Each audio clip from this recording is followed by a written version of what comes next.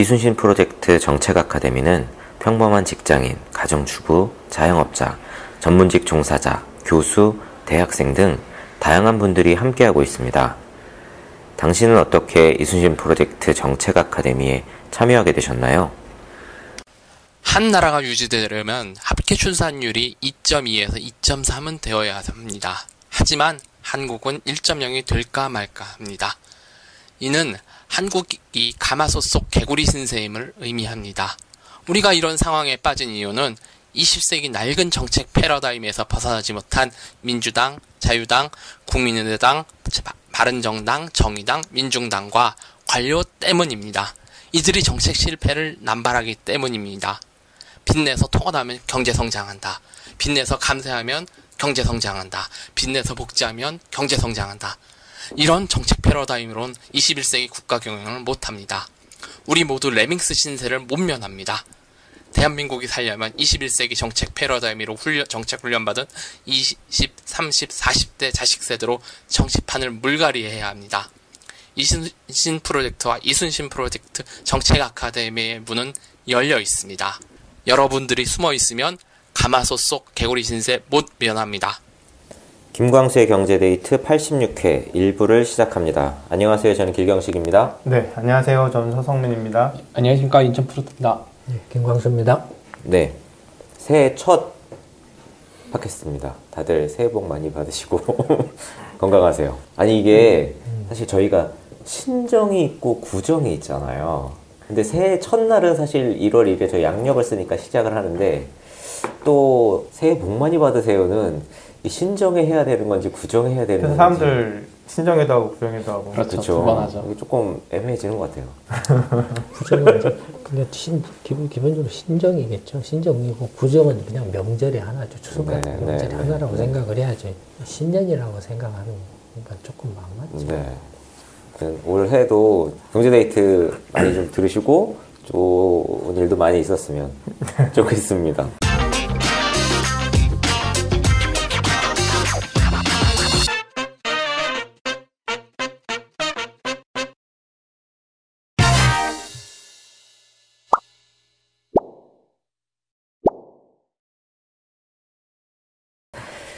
지난 한 주 동안 한 사람 이름이 굉장히 좀 많이 언론에 뜨거웠던 것 같아요. 작년 12월 28일 날인가요? 그때부터 해서 지금까지 계속 관심이 높아지고 있는 이슈인데 다들 아시는 것처럼 신재민 씨라는 사람이 2018년 12월 29일 날 문재인 정권 청와대가 민간기업 사장을 바꾸려 했다고 이런 제목의 동영상으로 이제 자신 유튜브 계정에 그 동영상을 첫 편을 올리고 그게 굉장히 이슈가 많이 됐어요. 그래서 그 다음날 또 이 사람이 이제 그 동영상에서는 자기가 어떤 사람인지 이제 소개를 했는데 2014년부터 2018년 7월까지 기획재정부 국고금 관리 총괄 업무를 한 전직 사무관이라고 이제 자기를 그 동영상에 소개를 했었는데 그 동영상에서 이제 자기가 기획재정부에서 있었던 불합리하고 납득 못할 일들에 대해서 또 추가적으로 폭로를 하겠다. 그렇게 해서 이제 동영상이 그때 올라와서 굉장히 이슈가 많이 됐는데 그 다음날 또 바로 또 동영상이 또 다시 올라왔어요. 나는 왜 기획재정부를 그만뒀나. 동영상이 올라오면서 지금 이제 첫 번째 동영상에서는 이제 KT&D 사장 교체와 관련해가지고 청와대가 개입을 했다는 문건을 입수해서 자기가 이를 언론사에 직접 제보를 했었다는 것을 이제 밝혔고, 그리고 이제 두 번째 동영상에서는 청와대가 기획재정부에 4조 원 규모의 이제 적자 국채를 발행하라는 강압적 지시를 그렇게 받았다. 그래서 이제 유튜브 동영상에 올렸는데 이게 이제 또 더 큰 이슈가 되다 보니까 여러 가지 이제 또 논란이 되고 그러니까 본인이 또 이제 기자회견을 자청을 했어요. 기자회견 자청한 다음에 이제 기획재정부에서 이제 또 이 신재민 전 사무관의 주장을 반박하는 내용들이 막 올라오고 그 공무상 이제 취득한 비밀을 누설했다. 이제 이런 제목으로 이제 고소고발하는 일까지 발생을 하니까 이 친구가 이제 자살을 암시하는 그런 이제 유서를 남기면서 이제 잠적을 했는데 이제 그 얼마 안 있다가 이제 어떠한 빌라에서 모텔에서 이제 발견이 된 거죠. 다행히 생명에 지장은 없고 근데 이 신재민 전 사무관이 했던 얘기들이 지금 굉장히 많은 쟁점을 갖고 이렇게 계속 회자되고 있는 것 같습니다. 어떤 식으로 쟁점이 되고 있나요? 제가 생각한 쟁점은 이제 그 KTNG 사장 교체와 관련해가지고 네. 청와대가 이제 인사 개입을 했는지 여부가 이제 첫 번째 것이 있고, 그리고 두 번째 동영상에서 얘기했던 이제 적자 국채를 이제 발행한 그 이슈, 그 이제 일명 바이백 그 이슈죠. 그리고 국가 채무 비율과의 관계 이제 이런 게 있고, 그리고 이제 기획재정부의 청와대가 이렇게 강압적으로 지시를 하는 것이 과연 적법한지 여부도 있을 뿐만 아니라 신재민 씨가 가장 거기에 대해서 그러니까 예. 뭐 이렇게 찬반이 있을 거 아니에요. 예. 찬성 쪽은 뭐 때문에 찬성하고 반대하는 쪽은 뭐 때문에 반대하고. 제가 생각하는 쟁점 두 가지가 더 있는데 거기에부터 말씀을 드릴게요. 신재민 씨가 가장 중요하게 강조한 지점은 내부 고발이 아니면 국민들이 전혀 알 길이 없는 이 기획재정부와 청와대 사이의 이제 폐쇄적인 의사결정 구조, 그리고 이런 비합리적인 의사결정 때문에 정책 실패가 일어나도 아무도 책임지지 않는 이런 구조적인 문제를 이제 꼽았거든요, 신재민 씨는. 이제 저는 이 세 번째 쟁점이 가장 큰 의미가 큰 이슈가 아닌가 싶었는데, 네. 거기에 또 추가적으로 그 기성세대들이 이제 의사결정을 하는 조직 문화 속에서 젊은 청년 세대들이 이렇게 추가 불합리하다고 느끼고 이렇게 유튜브를 통해서 내부 고발하는 이런 것들이 과연 세대 문제로 우리가 생각해 볼 수 있는가? 이 친구가 네. 뭐 재경부 사무관 네. 했던 언제 그만둔 거예요? 2014년에 시작해서 이제 2018년 7월까지 근무를 했습니다. 그럼 몇 년 한 거예요? 한 3년 정도. 4년 정도 했는데 실제로 이제 기재부에서 업무를 한 거는 3년 정도라고 알려져 있죠. 3년 했다는 거예요? 네. 언제 그만뒀다고? 작년 7월입니다. 작년 7월에? 네. 그럼 작년 7월에 그만둘 때 동영상 하지 왜? 그것도 사실 조금 논란이 되고 있어요. 예, 말이 있는 게 그때 이제 작년 2017년 때부터 이제 계속 그만둬야겠다는 생각을 계속 하고 있다가 현직에 있을 때 추가 폭로를 하면 주변 사람들한테 굉장히 피해를 줄 거기 때문에 이제 비망록을 저희가 이제 작성을 했대요. 아니 그러니까 작년 7월에 그만뒀으면 하다못해 8월에라도 네. 동영상을 하지. 네. 왜 몇 달 뒤에 일단 이야기는 뭐 김동연 부총리든지 자기가 이렇게 모셨던 사람들이 그 지금 해당하는 일에서 이제 바뀌거나 그만뒀거나 해서 이제 직접적인 피해가 가지 않을 때 뭐 이야기를 하고 싶었다라고 이야기를 하는데 사실은 그게 말이 되나요? 이 부분이 이렇게 좀 앞뒤가 안 맞아서 그다음에 네. 지금 이제 일반적인 네. 이야기를 한번 해보자고요. 일반적인 네. 이야기를 하고 다음에 이제 뒷부분에서 이제 제가 이 신재민이라는 친구의 이야기하고 실제 돌아가는 실제 그 네. 모습에 대해서 한번 나름대로 해석을 해볼게요. 네. 이야기를 들어보면 네. 예, 그림이 그려질 거예요. 그림이 그려질 거예요. 근데 이제 일단 일반적인 그냥 이야기되고 있는 상황에 대해서 일단은 이 KTNG 사장 교체건과 관련해서는 그러니까 첫째 나온 게 이제 KTNG 사장 네. 첫 번째 동영상이라고 했다면서요. 네. 이건 명백히 정치적 의도가 강하죠. 그렇죠. 네. 정말로 기획재정부하고 청와대나 정책 결정의 문제나 네. 비민주의나 불합리한 게 있다면 그것부터 이야기를 해야지. 네. 이게 사무관 출신이 KTNG 사장을 뭐라고 청와대가 이렇게 강요를 했다고요? 이제 차관회의에 보고되는 이제 그런 문건을 본인이 보고를 들어가려고 하다가 그 내부 공용 PC가 있나 봐요. 내부 공용 PC에 이제 프린트물 인쇄에 걸려 있는 문건을 보고 아 이런 일이 있었구나 싶어서 그냥 넘어갔는데 이제 다음에서 또 보니까 그 문건이 또 있어서 출력해 두고 나서 자기가 알고 있는 이제 방송 그러면 그건 기자한테 이제 절친의 내부 고발한 거죠. 예. 절친의 그거. 그렇죠. 사실상 법적인 그 절차상의 문제가 있죠. 아니 왜 상급자 대외비 문서라고. 그러니까 상급자의 그 PC가 아니라 이제 직원들이 공통으로 쓰는 PC라는 걸로 이렇게 내부 공유 그 인트라넷 공개돼 있는 네, 걸 프린트용 PC에 올라와 있는 문서를 자기가 이제 그러니까 그게 공개돼 있다는 거 내부 인트라넷에 그 PC에만 있는 것 같아요. 이제 PC에. USB로 이제 그 가지고 와서 거기에 설치해서 그러니까 출력하고 누가 이렇게 가서 흘리고 간 거죠. 흘리고 간 걸 이제 자기가 네. 주운 우연히 거죠. 갔다라는 네. 거죠. 네. 네. 그럼 그게 상급자의 청와대 지시인지 아닌지를 지금 어떻게 알아요? 그러니까 이것도 사실 말이 많은데 이게 출자관리과라는 다른 과에서 관리를 하는 사안인데 자기가 이제 오며 가며 듣고 주변 사람들 주변에서 하는 얘기를 들어보니까 네. 얼추 이런 그림인 것 같은데 그 문서에 보니까 그러면 비슷한 내용이 얘는 있더라. 첫째는 제일 궁금한 게 왜 그만둔 거예요?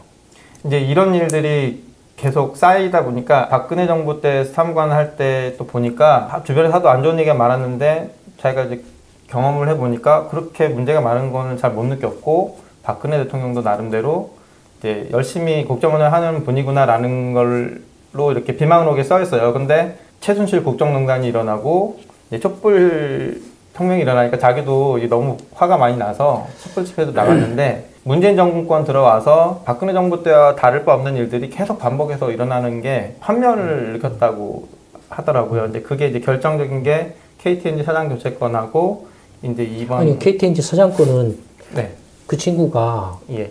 제대로 알지 못하는 그런 건이잖아요. 이야기가 지금 있죠. 제대로 알지 못하는 건을 제일 앞세워서 유튜브에 띄워가지고 이렇게 했다라는 게, 뭐 예를 들어서 지가 그 친구가 네. 이렇게 청와대 압력이 너무 심해서 지가 볼 때 지 상급자 최상급자인 부총리가 네. 제대로 이렇게 일을 못한다든지 네. 아니면은 부당한 지시를 받아서 이렇게 국민들에게 해를 되거나 나라에 해가 되는 엉터리 정책을 강요를 받아서 이렇게 했다든지 하는 그런 것들을 이야기를 한다라면 모르지만 그냥 오다 가다가 흘려서 주순 것 가지고 그걸 이렇게 첫 번째 동영상으로 띄워서 마치 그것이 네. 그러니까 그건 뭐냐면은 지금 주목을 끌려고 했다라는 것밖에 안 돼요. 주목이 확실히 끌었죠, 주목을. 그러니까 그게 예를 들어서 청와대 압력 때문에 내가 그만뒀다 그러면은 지금 쟤 뭐야 아무도 안 쳐다볼 건데 네. 작년 연말에 그런 게 이슈가 됐었잖아요. 그 친구 동영상 나오기 전에도. 그렇죠. 네, 사실 네, 작년에 진짜 이슈가 이슈가 됐었습니다. 이슈가 된 상태에서 했다라는 거잖아요. 네. 이건 명백히 정치적 의도죠. 이 일반적인 그런 상황으로 보면. 네. 네. 그 다음에, 물론 그런저런 이야기가 많이 있겠죠. 3년짜리 사무관이. 그 이야기도 많이 들었어요. 네. 아니, 그 친구가 이렇게, 하도 말이 이렇게 유튜브, 그 페이스북에 많이 나왔어. 제가 네. 그 친구가 이렇게 했다는 전문을 봤어요. 비망록 네, 전문을 네, 네. 보셨군요. 예. 예, 예. 그 전문이 길더라고요. 네. 엄청 길더라고요. 그건 이제 후반부에 내가 이야기를 할 네. 거예요. 근데, 친구 혼자서 썼나라는 느낌이 들었어요. 저도 그랬어요. 근데 그 친구가 얘기를 했어요. 예. 그 서기관 중에 뭐 슈퍼우먼 서기관 한 명이랑 이제 다른 사무관이랑 이거 나중에 정권 바뀌면 문제가 되니까 비망록을 작성해 두자라고 이렇게 서로 얘기가 됐는데 자기는 못 썼고 다른 사무관이 그 비망록을 썼다. 이제 그런 내용이 있거든요. 근데 하여튼 그 사무관 두세 명이서 쓸 수 있거나 써야 될 내용은 아닌 것 같아요. 그러니까 제가 그걸 이렇게 보면서 느꼈던 게 왜 그 직업에 따라서 글쓰기 유형이 좀 다르잖아요. 근데 사실 사무관들은 이렇게 뭔가 상황을 묘사하면서 그림이 그려지는 듯한 글을 쓰는 것보다는 좀 딱딱하게 글을 쓰는데 이게 마치 무슨 영화 시나리오를 보는 것처럼 네, 영화 나도. 그림이 쫙 그려지더라고요. 그래서 아 이거 영화로 만들면 처음에 재밌겠다 싶었죠. 네. 뒤에서 이야기하는데 하여튼 뒤에서 이야기를 하긴 네, 하고 네. 어쨌든 상식적으로 생각을 해보면 장관을 한 번도 못 만났다. 딱 한 번 만났다. 그 안에 그 전문 안에 네네네네. 실제 대면한 거는. 예, 실제 만난 것은 자기가 직접 만난 건 실제로 그렇거든요. 네. 위에 뭐 이렇게 차관이나 이런 사람들조차도 만나기가 힘들고 네. 그런 친구가 어떻게 그 청와대하고 관계라든지 네. 이런저런 관계라든지 이런 것을 알아서 이렇게 그것 때문에 내가 못 참고 사무관 재경부를 뛰쳐나갔다 그만뒀다. 네. 그래서 이래서는 안 된다라고 내가 울분을 참을 수가 없어서 이렇게 공개를 한다. 라는 그 자체가 조금 네. 이건 그려놓은 그림이 같아요. 근데 이제 그 친구가 하는 말을 보면 어떤 내용이 하나 있냐면 자기가 이제 MBC에 이 문건을 제보를 했는데 이제 기재부 내에서는 누가 제보했는지 모르는 상황에서 자기가 자꾸 계속 거짓말을 해야 되는 게 너무 양심의 가책을 받아서 그것 때문에 이제 나왔다. 그런 이야기를 하더라고요. 그러니까 어떤 뭐 정의감 이런 거보다 원래 이제 예전에 노무현 정부 때인데 네. 2005년 6년인가 그 무렵일 거예요. 제가 이제 이제 과천에 이제 그때는 세종이 아니고 과천에 그쵸. 청사가 있었죠. 네. 네, 과천을 갔는데 과천이 그 당시 산업자원부를 갔었는데 프로젝트 이제 정책 영역 관련으로 갔는데 네. 그때도 여사무관이 와서 네. 이제 그 영역 프로젝트와 관련된 이제 사무관이죠. 사무관이 이제 개별적으로 나와서 이제 사무실에서 밖으로 나와가지고 이제 개인적으로 사담을 하는 거예요, 저하고. 네, 네. 근데 이제 하는 소리가 뭐냐면은, 이 소장님, 소장님 하시는 말씀이 다 막 옳은데, 왜 그렇게 안 하는지 모르겠습니다. 왜 이런 식으로 하는지 모르겠습니다. 여사무관. 그 친구도 3년차 했다고 자기가. 네. 답답합니다. 그래, 여사무관이. 그래서 소장님이 좀, 장관이나 이렇게 차관이나 국장, 뭐 실국장이나 이런 사람들 만나서 좀 이렇게 제대로 좀 하라고 좀 말씀 좀 해주십시오. 네. 답답합니다. 네. 그렇게 말. 그렇죠. 되게 이제 행시를 이렇게 합격한다라는 게 보통 이렇게 어려운 일이 아니잖아요. 특히 재경직은 진짜 어렵죠. 네. 행시를 합격한다. 그 당시에는 재경직 행시가 많이 뽑아봐야 20명 정도밖에 안 뽑았어요. 1년에. 네. 거기에서 이제 성적 순위로 이제 갈려서 그쵸. 가요. 네. 거기에도 이제 재경부나 이런 쪽인데 가는데. 근데 어쨌든 딱 그 합격을 하면 얼마나 기쁘겠어요. 그쵸. 정말로 온 집안 말할 것도 없고 시골 가문의 같은 영광이죠, 진짜. 네, 족보 올라가죠. 네, 네. 족보에 올라가는 거죠. 올라가고 시골 같으면 완전히 한 달 동안 잔치를 그쵸, 그쵸. 하죠. 한 달 동안. 한 달 동안 잔치. 진짜로 그래요. 진짜로 그래요. 네. 잔치를 할 정도로 엄청난. 그러니 그게 딱 처음에 이제 임명장 받아서 이렇게 사무관으로 이제 부임을 하면 네. 내가 정말로 이제 좋은 공무원이 돼서 관료가 돼서 나라와 국민들한테 봉사하고 헌신하는 좋은 이제 관료가 되겠다라는 그런 결심들이나 생각들을 다 할 거라고요. 그렇죠, 그렇죠. 다 하는데 이제 처음에 이제 딱 가서 처음에는 못 모르고 1, 2년 지나죠. 모르니까. 근데 1, 2년 지나고 나서부터 이제 3년차 되면 이제 슬슬 이제 분위기가 파악이 되겠죠. 네. 분위기가 파악되면 이제 거기서 이제 뭐 갈등도 생길 네, 거고, 네, 네. 자기가 이제 시험 준비하고 또 그렸던 그런 모습하고는 또 막 실제 상황이 또 실제 너무 상황이 너무 많이 다르다라는 네. 걸 접하고 느끼기 시작하고, 이게 이제 무조건 까라면 까야 되는구나. 절대로 이렇게 깝죽댔다가는 이렇게 바로 그냥 두드러 맞는구나 하는 게 처음에 1, 2년 동안 사무관 제가 몰라서 그래 하고 넘어가 주지만 3년차 때는 두드러 팬다 이걸 만약에 네, 깝죽대면 그런 갈등들이 이제 막 이렇게 생긴다고요. 네. 그러니까 아마 그 여사무관도 이야기 내가 하면 만약에 그 여사무관이 이걸 듣고 있다라면 기억날 거예요. 자기 얘기다라는 걸. 네, 기억날 거예요. 근데 한두 명이 아니에요. 사실은 여러 명이 그랬었어요. 그래서 저는 이제 대통령을 빼놓고 장관부터 밑에 맨 구급까지 다 만났다고 그랬잖아요. 네. 근데 어쨌든 한참 3년차에서 5년차가 갈등의 시기인 것 같아요. 근데 5년차 넘어가면 이제 똑같은 놈이 되는 거예요. 내적 갈등을 극복하면 똑같은 놈이 되는 거예요. 그러니까 이제 어떤 면에서 보면 신재민이요. 이 친구도 그런 갈등을 겪었겠죠. 네, 네. 겪었고, 뭐 설령 이게 그 친구가 이렇게 나와서 이렇게 떠들고 뭐 주장하고 하는 것이 네. 이 친구 개인의 생각에는 아까 방금 말한 한 두세 명의 어떤 생각일 수도 있어요. 네. 일 수도 있어요. 네. 그렇지만 어떤 면에서 보면은 오히려 이렇게 이 친구들은 장기판에 졸에 불과해요. 뒤에 큰 그림이 있어요. 네, 네. 본인들은 그 큰 그림이 있는 걸 알 수도 있고 모를 수도 있어요. 왜냐면은 이 친구들이 스스로 조리돼서 역할을 하려고. 왜냐면은 내가 이렇게 이걸 해서 뭔가 좀 행세 좀 할 줄 알았더니 이게 별거 아니네. 그다음에 이게 완전 개판이네. 저럴판에 내가 정치판으로 뛰어드는 게 나아라고 생각해서 그렇게 할 수도 있어요. 왜냐면 사람마다 생각이 다르고 하기 때문에 이제 뒤에서 제가 이야기를 들어보면 거의 이제 각자 판단인데 아마 거의 틀림없이 큰 장기판의 조리라는 걸 느끼실 거예요. 신재민 씨의 행동이요. 근데 본인들이 그런 그림 속에서 이렇게 짜고 치는 걸 수도 있고 아니면 자기들이 모르면서 그렇게 절로 이용당하고 있을 수도 있어요. 네. 근데 어쨌든 간에 지금 3년 차 정도까지 3년, 4년, 뭐 5년까지도 안 갈 거예요.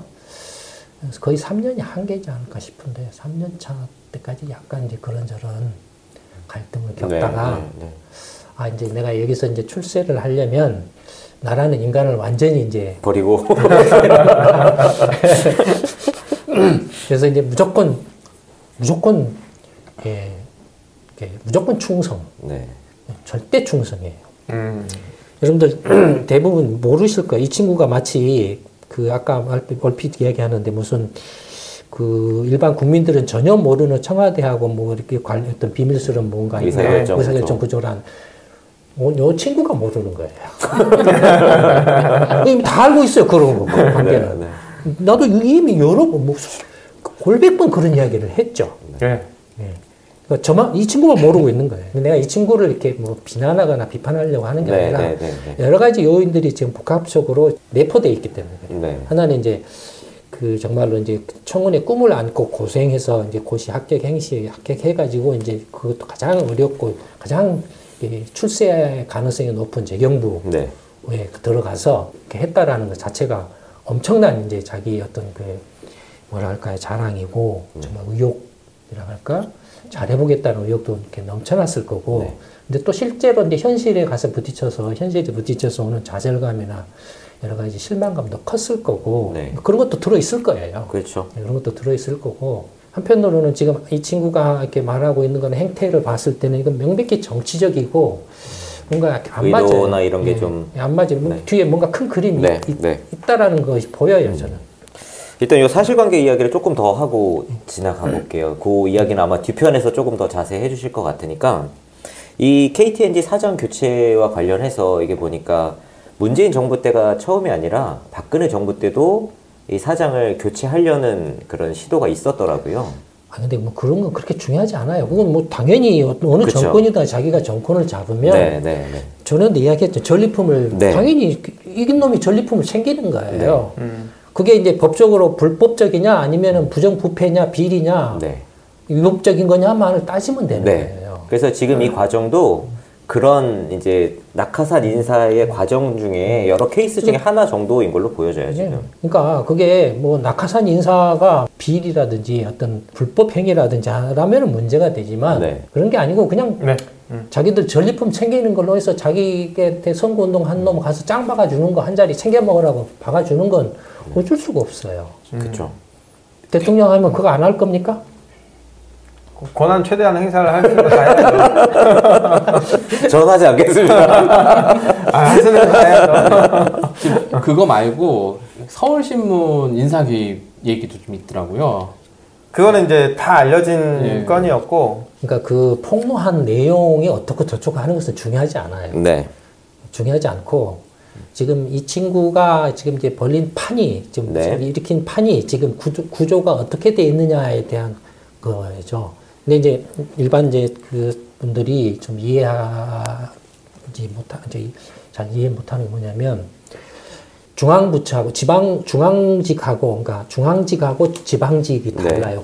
시험이 달라요. 맞아요. 그다음에 지방에서 따로 있죠. 이제 중앙직은 이제 시험이 다르고 중앙직도 9급, 7급 시험이 있고 5급 시험이 있어요. 그러니까 9급, 7급으로 해가지고 오면은 기껏 올라가 봐야 5급에서 이제 퇴직을 해요. 그러면 요 그 9급이나 7급에서 들어간 이 공무원들하고 여기는 공무원이에요. 5급 이제 고시를 통해서 5급으로 간 것은 사무관부터 가는 것은 이것은 관료예요. 공무원과 관료를 분류해서 그러니까 심하게 말하면 밥도 같이 안 먹어요. 말도 잘 안 해요. 계급이 다르니까. 실제로 그래. 실제로 서로 이렇게 벽이 있어요. 그렇게 또 훈련을 시켜요. 위에서 시켜요. 자리도 그래요. 그러니까 가서 보면 자리 배치도 그래요. 그 일반 사람들은 이걸 모를 거예요. 그러니까 거의 이제 그 5급을 들어가면 이제 진골이죠. 아, 그렇죠. 진골이에요. 그다음에 부처마다 예전에도 이야기했던 것 같은데 제일로 파워가 센 데가 예산 그 결정권을 갖고 예산을 편성하는 기획재정부예요. 그 다음에 힘이 센 데가 예산 규모가 큰데. 그렇죠. 돈 많이 갖고 가는데. 가장 예산 규모가 큰 데가 복지부예요. 그 다음에 그다음 또 힘이 센 데가 어디냐면은 민간 기업하고 이해관계가 강한데 네. 대표적인 게 산업자원부하고 국토부예요. 네. 민간하고 이해관계가 제일로 강한데 거기가 그 다음으로 세요. 그러니까 그런 것도 좀 기본적으로 이렇게 이해를 해야 돼요. 이해를 해야 지금 이 친구가 벌인 그림이 보이는 거예요. 그다음에 그러니까 지금 이제 제가 전제로 지금 이제 깔고 있는 거죠. 이제 재정부, 이제 기재부의 경우에 다 사무관으로 가면 똑같이 출발선을 똑같이 해가지고 똑같이 가느냐? 아니에요. 똑같이 사무관으로 들어가도요? 네, 아니에요. 기재부에 가더라도 기재부 안에서도 파워 부서가 있어요. 알짜 부서가 또 따로 있네요. 예산실 있고 세제실 있고 거기서 또. 그러니까 정책국, 세제실, 예산실, 정책국 이런 데가 알짜배기예요. 그다음에 이 친구가 있는 국고국이나 이런 것은 완전히 한직이에요. 또. 네, 한직이에요. 그러니까 가서 똑같은 것도 성적 순으로 그다음에 그 연출, 학연, 지연 뭐 이런 거 있잖아요. 네. 그런 걸로 해서 딱 사무관을 가면은 위에서부터 벌써 이제 골라요. 누굴 키워둘지 말지.